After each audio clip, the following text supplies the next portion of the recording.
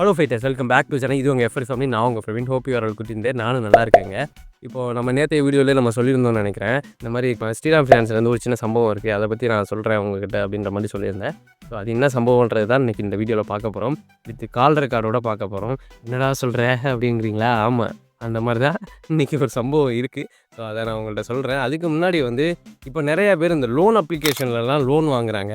So அதிலலாம் நிறையா suffer ஆகுறாங்க. ரீசெண்டாக எனக்கு தெரிஞ்சவங்க, என்னோடய நண்பர்கள், இவங்க எல்லாருமே அதிகமாக சஃபரிங் ஆகுறாங்க இதில். ஏன்னா அவங்களுக்கு தெரியல, இவங்கெல்லாம் அதிகப்படியான இன்ட்ரெஸ்ட்டு நம்மக்கிட்ட இருந்து வாங்குறாங்க. அந்த இஎம்ஐ டேட்டில் கரெக்டாக அமௌண்ட்டை எடுக்கிறதே கிடையாது அக்கௌண்ட்லேருந்து. ஸோ இதனால நமக்கு திருப்பி அந்த செக்கு பவுன்ஸ் ஆகி அது வாங்கின ஒரு 1,00,000 ரூபா வாங்குறாருன்னா கிட்டத்தட்ட 1,80,000 பக்கத்தில் வட்டியே எக்ஸசிவாக வந்துடுது. அப்போ அசலுன்றது கம்மி, வட்டின்றது கூட, அந்த மாதிரி போயிடுது. வேறு வழி இல்லை, கட்டி தான் ஆகணும். கட்டினா தான் அந்த லோனை க்ளோஸ் பண்ண முடியும். அப்போ தான் சிபில் குறையாது. ஸோ இந்த மாதிரி நிறையா விஷயங்கள் இருக்குது. இப்போ சிபிலை பற்றி பேசணும்னா நிறையா பேசலாம். ஈவன் தோ என்னோடய பேங்க்கில் போய் நான் லோன் கேட்டப்போ அவங்க கேட்டது என்னென்னா, உங்களோட சிபில் எவ்வளோ இருக்குது பிரவீன் அப்படின்ற மாதிரி தான் கேட்டிருந்தாங்க. ஏன் எதுக்கு அப்படின்னா, நான் ஏதாவது ஒரு கம்பெனி ஸ்டார்ட் பண்ணியிருந்து நான் ஐடிஆர் ஃபைல் பண்ணியிருந்தேன்னா எனக்கு ஐடிஆர் கேட்பாங்க. ஐடிஆர் கொடுங்க பிரவீன், எவ்வளோ ஃபைல் பண்ணியிருக்கீங்க? ஒரு 50 lakhsக்கு நான் பிஸ்னஸ் பண்ணுறேன்னா நான் ஒரு 5 lakhs பக்கத்தில் நான் ஐடிஆர் பே பண்ணியிருப்பேன்னு வச்சுக்கோமே. ஸோ அப்படி அந்த ஐடிஆர் டீட்டெயில்ஸை கொண்டு போய் கொடுத்தேன்னா எனக்கு லோன் கொடுப்பாங்க. இல்லை, ஒரு சாதாரண மனுஷன், என்கிட்ட சொத்து பத்திரம் எதுவுமே கிடையாது, நான் ஒரு சாதாரண ஆள், நான் ஒரு லோன் வாங்கி ஒரு சின்ன பிஸ்னஸோ ஏதோ ஒன்று பண்ணணும், எனக்கு பர்சனல் லோனே கொஞ்சம் தேவைப்படுது, வீட் லோன் எதுவும் அவைல் பண்ணிக்கணும் அப்படின்னு நான் நினச்சேன்னா நான் கண்டிப்பாக சிபிலை ரொம்ப பத்திரமா பார்த்துக்கணும். நான் சொல்கிறதெல்லாம் எத்தனை பேருக்கு புரியும்னு தெரியல. மேபி நீங்கள் ஏதாவது லோன் கீன்னு போய் கேட்டு ஏதாவது ப்ரைவேட் ஃபினான்ஸோ இல்லை பேங்க்கோ எங்கேயாவது நீங்கள் போய் லோன் கேட்டிருந்தீங்கன்னா அவங்க கண்டிப்பாக சிபிலை பற்றி பேசியிருப்பாங்க அவங்ககிட்ட. ஸோ அந்த பீரியட் ஆஃப் டைமில் இதெல்லாம் கோத்ரூ பண்ணவங்களுக்கு நான் சொல்கிற விஷயம்லாம் புரியும்னு நான் நினைக்கிறேன்.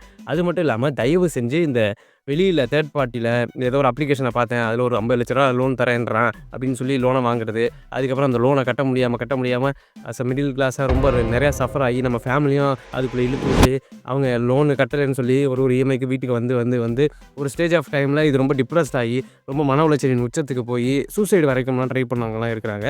ஸோ இந்த அளவுக்குலாம் ஒரு சாதாரண விஷயம் தான் அது இந்த அளவுக்கு நம்ம லைஃப்பை அஃபெக்ட் பண்ணுது. ஸோ அதனால் ரொம்ப கான்சியஸாக இருக்கணும் ஃபைட்டர்ஸ். அது மட்டும் இல்லாமல் இன்னொரு முக்கியமான விஷயம் என்னன்னு சொல்லலாம் அப்படின்னு கேட்டிங்கன்னா, எந்த ப்ரைவேட் ஃபினான்ஸும் சரி உங்கள்கிட்ட இருந்து எவ்வளோ இன்ட்ரெஸ்ட் வாங்கலான்றது தான் யோசிப்பானே தவிர, ஏதோ இப்போ பிரவீன் இருக்கான், பிரவீன் ஒரு லோன் கேட்குறான், சரி பொழைச்சி போகிறான் பையன், நல்லா இருக்கட்டும், ஏதோ ஒரு தொழிலை பண்ணி ஆளோட ஆளாக சேரட்டும் அப்படின்னு ஒரு நல்ல எண்ணத்துலலாம் யாருமே கொடுக்க போகிறதுலாம் கிடையாது. சரிங்களா? அவனுக்கு தேவை இன்ட்ரெஸ்ட் தான். நீங்கள் ப்ராப்பராக கட்டலைனாலும் அவனுக்கு லாபம் தான், ப்ராப்பராக கட்டினாலும் அவனுக்கு லாபம் தான். சரி, ஓகே ஃபைட்டர்ஸ், இப்போ நம்ம கதைக்கு வருவோம். இப்போ அந்த கால்டர் கடை போய் கேட்டு வாங்க.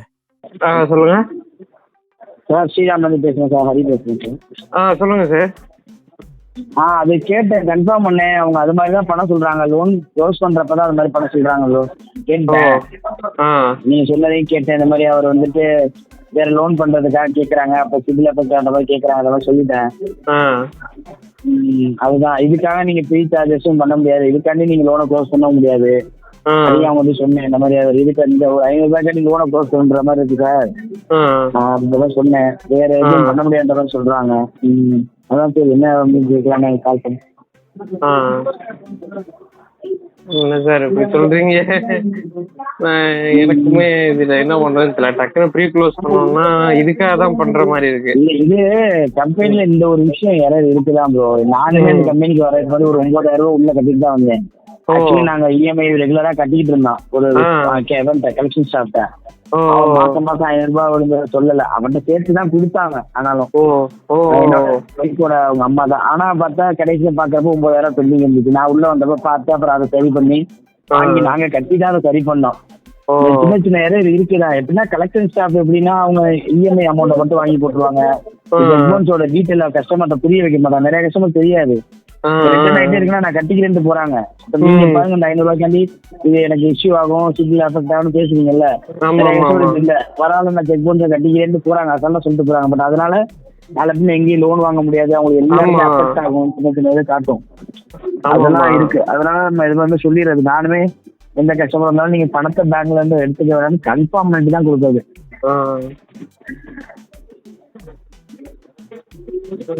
இதுல வேற எதுவும் பண்ண முடியாதாமா? ஏன்னா நம்ம இப்ப என்ன பண்ணோம்னா, அவன் 500 ரூபா உங்களுக்கு அங்க புடிச்சிட்டாங்க, நம்ம அவன்கிட்ட இருந்து வாங்கி கொடுக்கணும். பேசாம அந்த 500 ரூபாய் இதுல வரவாது வச்சுருந்துக்கலாம். ஏன்னா ஏதாவது ஒண்ணு, ஏன்னா அவன் 500 ரூபா அவன் தான் கை காசு தான் கொடுத்தான். அவன் பேசினேன், 2 3 நாள் லீவ் ஆவேன். போன நானுமே 2 முன்னாடி அவன் போன் அடிச்சேன், எடுக்கல.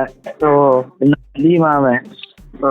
நான் சத்தம் போட்டுட்டேன் அவனை, என்ன கஸ்டமர் கால் பண்ணாங்க நீ பிக் பண்ணலையா, ஆன்சர் பண்ணலையா அப்படின்னு. நான் உங்க போனே எடுக்கல சார், நான் போனை வச்சு வெளில போயிட்டேன் சார், யூஸ் பண்ணல அப்படின்னா. அவன்கிட்ட சொன்னேன் இந்த மாதிரி அவங்க மறுபடியும் கம்ப்ளைண்ட் ரைஸ் பண்ணிருக்காங்க அப்படின்ற சொன்னேன் அவன்கிட்ட. இல்ல இது எப்படி இருந்தாலும் நீங்க தானே கிளியர் பண்ணி கொடுக்கணும் இந்த 500 ரூபாய. அதாவது 500 ரூபாய் என்னன்னா ப்ரோ, என்னோட அதிகாரத்துல நான் ஒரு 500 ரூபாய்க்குள்ள நான் வந்து பண்ணலாம் ப்ரோ. ஓகேவா, என்னோட அதிகாரத்துல நான் 500 ரூபாய் எனக்கு லிமிட், அவ்வளவுதான். அதான் நான் வந்து பண்ணி தரேன்னு சொல்றேன், உங்களுக்கு புரியுதா? கம்பெனில ஒரு 490 ரூபா 480 ரூபா 470 ரூபா இருக்கு அப்படின்னா அதை வைவர் பண்ணி தருவாங்க. ஓகே, அதுக்கு மேல வைவர் பண்ணாதான் நம்ம அடுத்தது ஹெட் அப்ரூவ் வாங்கணும், அது மாதிரி பண்ண மாட்டாங்க. அதனாலதான் நான் 500 ரூபாய் நான் பண்ணி தரேன் சொல்லி நான் உங்களுக்கு சொல்றேன். இல்ல இது எப்ப இருந்தாலும் நீங்க பண்ணிதான் எனக்கு முன்கூட்டியே பண்ணுங்கன்னு சொல்றேன். அதுதான் இப்ப அது பண்ண முடியாது. செட்டில் ஆயிட்ட லோனுக்கு வேணா நான் செட்டில் ஆயிட்டாங்க, எல்லாமே கட்டிட்டாங்க, இன்னும் வந்து ஒரு 490 ரூபா 500 ரூபா பெண்டிங் இருக்கு, மட்டும் வைவர் பண்ணிடுங்க அப்படிதான் சொல்ல முடியும் என்னால. அதுதான் பண்ணலாம். இது இப்போ எனக்கு ஒரு டைம் சிவில் குறையும், இன்டிமேஷன் ஒரு டைம் கொடுக்குறாங்க. நீங்க சொல்றது கரெக்ட் தான் ப்ரோ. எப்படி சொல்றதுன்னா, இது நிறைய கஸ்டமர் இது மாதிரி போயிருக்கு, நான் ஃபாலோ பண்ணி தான் பண்ணி கொடுத்துட்டு தான் இருக்கேன். இப்ப ஒரே ஒரு அவங்களோட கேர்லெஸ்னஸ்னால எனக்கு நான் அடுத்ததை பாக்கணும்ல, எனக்கு இதை விட இன்னும் குரூஷியலா நிறைய இருக்கு. நான் இதுல போயிட்டு அப்படி உங்களுக்கு ஏதாவது லோன் எதுவும் அஃபெக்ட் ஆகுதுன்ற பட்சம் நான் இன்ஃபார்ம் சொல்லிடுவேன். கஸ்டமர் வந்து பேங்க்ல நான் பேசினேன். பேங்க்ல அவங்க என்னதான் என்ஓசி கொடுத்தாலும் எனக்கு சிபில் குறைஞ்சிச்சுன்னா என்ன ப்ரொவைட் பண்றது அப்படின்னு தான் சொல்றாங்க. அவங்க சிபில தான் பாக்குறாங்க. 2 கரெக்டா போயிடுச்சுனாவே உங்களுக்கு சிபில் அந்த இந்த 500 ரூபாய்க்குள்ள இறங்குனது கரெக்டா கிளியர் ஆயிட்டு. ஓகேவா? இல்ல எனக்கு ப்ராப்பரா தான் போயிட்டு இருக்கு. அதுல இருந்து 40-45 நாள் ஆகும் ப்ரோ. அதுல இருந்து நான் அமௌண்ட் வந்து எடுக்கிறதே இல்ல. புரியுது. அதுதான் சொல்றேன், உங்களுக்கு அதுக்கு ஆட் ஆகணும், சிபில் ஆட் ஆகணும் ஒரு 60 நாள் மேல ஆகும். அந்த டைத்துல நீங்க ஒரு 2-3 கரெக்டா போயிட்டு இருந்தீங்கன்னாவே அது ஈக்குவல் பண்ணிக்கும். சுத்தமா நீங்க ஒரு 2-3 மாசம் கட்டாம போட்டு பெண்டிங் போட்டாதான் அந்த அது சிபில் அஃபெக்ட் ஆனதை விட ஒரு இஎம்ஐக்காக பெருசா அஃபெக்ட் ஆயிடாது. அது நீங்க அடுத்தடுத்து கரெக்டா கட்டுறப்ப அது கிளியர் ஆகிக்கும், அதை சரி பண்ணிக்கும். இந்த மாசத்துல அவங்க பேங்க்ல எடுத்துட்டாங்களா, இன்னும் பிரச்சனை இல்ல. அதுக்கப்புறம் ப்ராப்பரா எடுத்துட்டு இருக்காங்க, கரெக்டா அந்த டேட்ல கிளியர் ஆயிடுது. சரி 10 தேதி வரை பேங்க்ல இருந்து பணம் எடுக்காங்க, எடுக்கலனாலும் கூட கேட்டுட்டு கன்ஃபார்ம் வந்து இல்ல நான் எப்பவுமே ஒரு 10,000 ஹோல்ட் பண்ணி வச்சிடறேன் அக்கௌண்ட்ல. அதுல கிளியர் வச்சுக்கோங்க, அது பாட்டு போயிட்டு இருக்கணும். அது ப்ராப்பரா போகணுன்றதுக்காக அதை வச்சிட்டு இருக்கேன். எனக்கு என்னன்னா ப்ரோ, இப்ப நீ உங்களோட இது புரியுது. எனக்கு இந்த கம்ப்ளைண்ட் வந்து என் ஐடிக்கு தான் ரைஸ் ஆகும். ஓகேவா? இந்த மாதிரி லோன் பண்ணி கொடுத்துட்டா இந்த மாதிரி நடந்துருக்கு, கம்ப்ளைண்ட் எனக்கு ரைஸ் ஆகிறப்ப நான் தான் உங்களை கான்டாக்ட் பண்ணி இவ்வளவு விவரத்தை சொல்லிட்டு இருக்கேன். இப்ப நான் வந்து இந்த கம்ப்ளைண்ட் வந்து நான் இப்ப மறுபடியும் அடிச்சாங்க, மதியமா அடிச்சாங்க. நான் பேசுனீங்களா இல்லையா அப்படின்னு நான் நேற்றே பேசிட்டேன். அவன்கிட்ட சொன்னாரு, இந்த மாதிரிலாம் சொன்னாரு, நேற்று பேசிட்டேன் அவன்கிட்ட பேசிட்டேன் அப்படின்னு. இப்ப எதுவும் பண்ண முடியாது, எப்படியாவது கம்ப்ளைண்ட கிளியர் பண்ணுங்கிறாங்க. எப்படின்னா எங்களுக்கு வந்து ஒரு டைம், ஒரு 3 நாள் 4 நாள் டைம், அதுக்குள்ள இதை முடிக்கணும். எங்களோட எண்ட்ல இது என்னது வந்து ஏதாவது தெரிஞ்சுக்கிறதுக்காக அதை கேட்பாரு. நான் இஷ்யூவோட இருக்கும்போது நான் எப்படி கிளியர் பண்ணி கொடுக்க முடியும்? எனக்கு ஸ்டில் இப்ப வரைக்குமே எனக்கு அந்த இஷ்யூஸ் ரெக்டிஃபை ஆகல. நீங்க சொல்ற கிளாரிபிகேஷனை மட்டும் வச்சு நான் எப்படி ஓகே எனக்கு எல்லாம் சரி பண்ணிட்டாங்கன்னு நான் வெறுமனே எப்படி சொல்ல முடியும்? லாஜிக்கலா சொல்லுங்க. எனக்கு இந்த ப்ராப்ளம் சால்வ் பண்ணி கொடுக்கணும். இந்த 500 நீங்க உங்க சைட்ல வந்து சரி பண்ணிட்டீங்கன்னா நான் ஓகே, நான் சாட்டிஸ்ஃபைன்னு சொல்லிட்டு நானும் என் வேலையை பார்க்க ஆரம்பிச்சிடுவேன். இதனால எனக்கு இன்னும் பெருசா அஃபெக்ட் ஆக போறது கிடையாது. 500 ரூபா சாதாரண விஷயம் தான் நம்ம எல்லாருமே சொல்றோம். என்ன அது எனக்கு 5 லட்சம் ரூபா 50 லட்சம் ரூபா 5 கோடி ரூபா வரைக்கும் எனக்கு அஃபெக்ட் ஆகும். புரியுதா உங்களுக்கு? ஸோ இது சாதாரண விஷயம் தான். அது எனக்கு அந்த அளவுக்கு பாதிக்கும்ன்றதுக்காக தான் நான் அதை சொல்லிட்டு இருக்கேன். எனக்கு சிவில் ரொம்ப ரொம்ப குரூஷியல் ப்ரோ. நான் இது வரைக்கும் எந்த லோனுமே லைஃப் டைம்ல வாங்கினதே இல்லை. பிசினஸ் ரிலவெண்டா எனக்கு ரெக்யர்மெண்ட் இருக்கிறப்போ அப்போதைக்கு நான் ரொம்ப ப்ரிகாஷனா இருக்கணும்ன்றதுக்காக நான் ரொம்ப ப்ரிவென்டிவா இருந்தேன். இந்த வண்டி வாங்க போய் தான் இவ்வளோ லேகு. அதுவும் என் மேல ஒரு தப்புமே இல்லை. என் சைட்ல பார்க்க போனீங்கன்னா ப்ராப்பரா நான் ஒரு நாளைக்கு முன்னாடியே அவன் பார்த்து கால் பண்ணி கேட்டுட்டு தான் நான் அடுத்த நாள் அமௌண்ட் அனுப்பிச்சிருந்தேன். ஸோ என் அக்கௌண்ட்ல இல்லைன்னா கூட நீங்க சரின்னு சொல்லியிருந்துக்கலாம். அவன் என்ன சொன்னான்னா அக்கௌண்ட்ல வச்சுக்காதீங்க, எனக்கு கையில அனுப்பிச்சிருங்கன்னு தான் சொன்னான். அதனாலதான் நான் எடுத்துட்டு இவன் கையில கொடுத்து விட்டேன். அதுவுமே அக்கௌண்ட்ல இருக்கதான் டிரான்ஸ்ஃபர் பண்ணேன், நான் கையில கூட கொண்டாந்து கொடுக்கல. இஎம்ஐல கிளியர் ஆக வேண்டிய அமௌண்ட் அவன் கையில கொடுத்துருந்தேன். எனக்கு அன்னைக்கு தான் இன்னொரு இடத்துக்கு நான் அமௌண்ட் அனுப்புறேன்னா ஆர்டிஜிஎஸ் பண்ணியிருந்தேன், அந்த அமௌண்ட் போயிடுச்சு. ஒரு நாள் முன்னாடி பண்ண அமௌண்ட் அன்னைக்கு தான் கிளியர் ஆயிருந்திருக்கு. அதனாலதான் 11ஆம் தேதி எனக்கு அக்கௌண்ட்ல பணம் இருந்து இங்கேயும் நீங்க பணம் கட்டி அங்கேயும் பணம் இருந்து எடுத்திருந்தேன்னா கூட ரீஃபண்ட் வாங்கிட்டு போயிடலாம். உங்க அமௌண்ட் நான் ரீஃபண்டா பண்ணிட்டு போயிடலாம். செக் பண்ணி சொல்லுங்க. அந்த நேரத்துல நீங்க இங்க மாத்திட்டாலும் அமௌண்ட் இல்லாதனால இது நடந்துச்சு. ஆமா, நீங்க இதை வந்து நான் இது ரெக்டிஃபை பண்ணாம நான் அதுல எந்த ஆக்ஷனும் எடுக்க போறேன் இல்லை ப்ரோ. என் சைட்ல இருந்து எந்த இதுவுமே வராது. நீங்க உங்களோட ஹையர் அஃபிஷியல்கிட்ட வேணாலும் சொல்லுங்க, இல்ல வேணும்னாலும் நான் ஆர்பிஐ கூட நான் மெயில் போடுறேன். No issues. என் சைடு எந்த தப்புமே இல்லை. என் டு எண்ட் என்கிட்ட எல்லா ப்ரூஃப்மே இருக்கு. என்ன என் சைட்ல இருந்து எந்த தப்புமே இல்லை. இல்லன்னா நீங்க ஆர்பிஐ போனாலே எனக்கு சொல்யூஷன் கிடைக்கும்னு எனக்கு தெரியும். இதை நான் அடுத்த கட்டத்துக்கு கொண்டு போகணும்னு எனக்கு நல்லா தெரியும். ஆனா இதை நான் கொண்டு போனா என்னோட வேலையை நான் ப்ராப்பரா பார்க்க முடியாது. எனக்கு இதை தாண்டி நிறைய வேலை இருக்கு. நான் இது கூட ஸ்டக்கா என்னால இதுக்காக ஓடிக்கிட்டு இருக்கவும் முடியாது. என்ன எனக்கு நான் ப்ரொக்யூர் பண்ணணும், எனக்கு டீட்டெயில்ஸ், எனக்கு இன்னும் நிறைய ஒர்க் இருக்கு.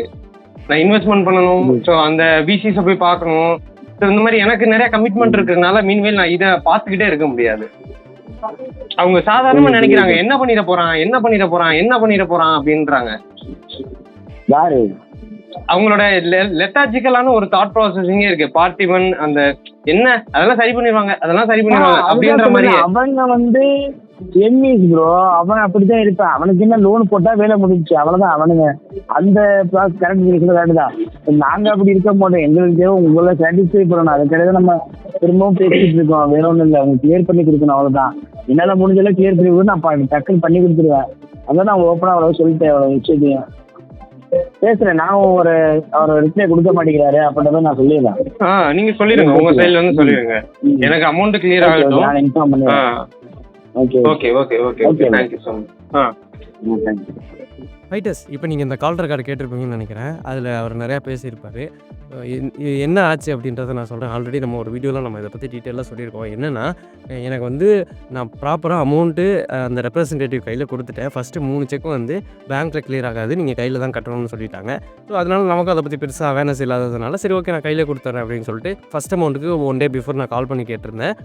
அனுப்பிவிடுங்க ப்ரோ அப்படின்னாரு. அனுப்பிவிட்டேன், ப்ராப்பராக கிளியர் ஆகிடுச்சு. அண்ட் செகண்ட் இஎம்ஐக்கும் வந்து நான் இதே மாதிரியே கேட்டேன். 1 டே பிஃபோரே கேட்டேன், பவுன்ஸ் ஆகிடக்கூடாதுன்றதுக்காக 1 டே பிஃபோரே கேட்டேன். ஸோ அப்போ வந்து அமௌண்ட் அனுப்பிச்சுடுங்க ப்ரோ அப்படின்ட்டாரு.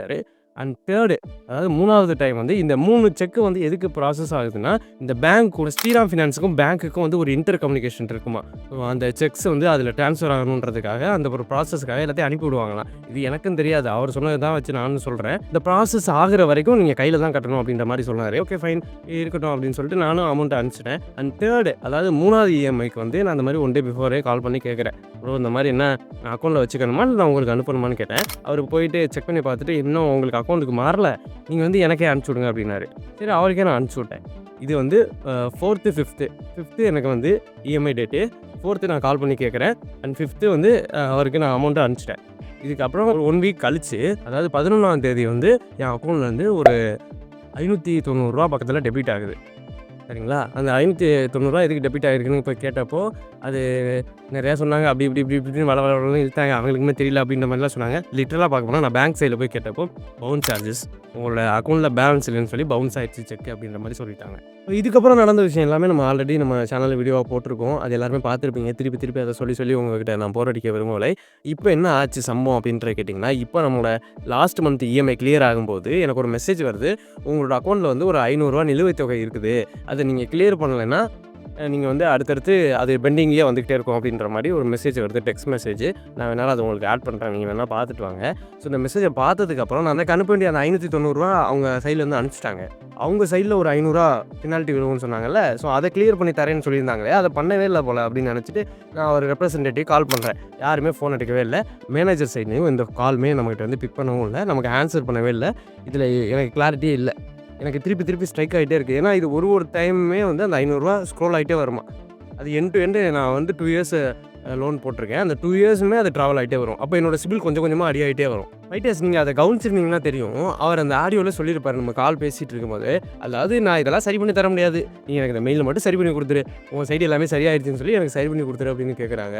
இல்லை ஃபைட்டர்ஸ், எனக்கு தெரியல இவங்களாம் நீ எப்படி இழிச்சவனுன்னு நினச்சிட்டு இருக்காங்களா, இல்லை நம்மள மாதிரி ஆளுகளெல்லாம் இவங்களுக்கு பார்த்தா எப்படி தெரியுதுன்னு தெரியல ஃபைட்டர்ஸ். அசால்ட்டாக சொல்கிறான் அவன், நீங்கள் இதை க்ளோஸ் மட்டும் பண்ணி விட்ருங்க. நான் எதுக்கு க்ளோஸ் பண்ணணும்?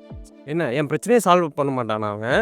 அது கடைசி வரைக்கும் ட்ராவல் ஆகிட்டே வருமா, அவன் கடைசியில் தான் எனக்கு க்ளோஸ் பண்ணி தருவானா. ஆனால் நான் அவனுக்கு மெயிலை மட்டும் திருப்பி போட்டு விடணுமா எல்லாம் சரியாயிடுச்சுன்னு சொல்லி. அவர் அதில் நல்லா கவனிச்சிங்கன்னா தெரியும். அவர் என்கிட்ட சொல்லி நான் மண்டையை கழுவுறாராம், எப்படியாவது இவனை மெயில் போட வச்சுருவான் அப்படின்ற மாதிரி ட்ரை பண்ணியிருப்பார் போல். ஆனால் அதெல்லாம் வேலைக்கு ஆகலை. இந்த மாதிரி நிறையா பேர் நம்ம கோத்ரூ பண்ணுறோம் ஃபைட்டர்ஸ். இது எனக்கு மட்டும் இல்லை, நிறையா பேருக்கு இங்கே நடக்குது தான். யாருமே இதை அடுத்த லெவலுக்கு கொண்டு போகிறதில்ல. எல்லாத்துக்குமே ஒரு ஆப்பர்ச்சுனிட்டி இருக்குது, ஏதாவது ஒரு வாய்ப்பு இருக்கும். கண்டிப்பாக ட்ரை பண்ணி பாருங்கள், ஒரு எஃபர்ட் எடுத்து பாருங்கள். உங்கள் மேலே எந்த தப்புமே இல்லை, உங்கள் காசு தான் உள்ளே போகுது. சரிங்களா? உங்கள் ஃப்ரெண்ட்ஸ் அண்ட் ஃபேமிலி யாராவது இந்த மாதிரி கோத்ரூ பண்ணாங்கன்னா அவங்களுக்குலாம் இந்த வீடியோ ஷேர் பண்ணி விடுங்க. இப்படி ஒரு விஷயம் இருக்குன்னா தான் அவங்க கண்டிப்பாக தெரிஞ்சுக்கட்டும். அது மட்டும் இல்லாமல் எல்லாத்துகிட்டே ஒரு சிம்பிளான ஒரு விஷயம் தான் சொல்லுவேன் ஃபைட்டர்ஸ். நீங்கள் எந்த பொருள் வாங்கணும், என்ன வாங்கணும், வண்டி வாங்கணும், கார் வாங்கணும், என்ன வாங்கினாலும் சரி, காசை கொஞ்சம் சேர்த்து வச்சு வாங்குங்க, கடனில் மட்டும் வாங்கிடாதீங்க. ஏன்னா இங்கே இருக்கிற லோக்கல் ஃபினான்ஸில் இருக்கிறவங்களோட எண்ணம்லாம் என்னென்னா, இவன் என்ன பண்ணிட போகிறான், அந்த மாதிரி ஒரே ஒரு தாட் ப்ராசஸிங் தான் உங்கள் மண்டியில் ஸ்க்ரோல் ஆகிட்டே இருக்குது. ரொம்ப தெளிவாக இருங்க ஃபைட்டர்ஸ்.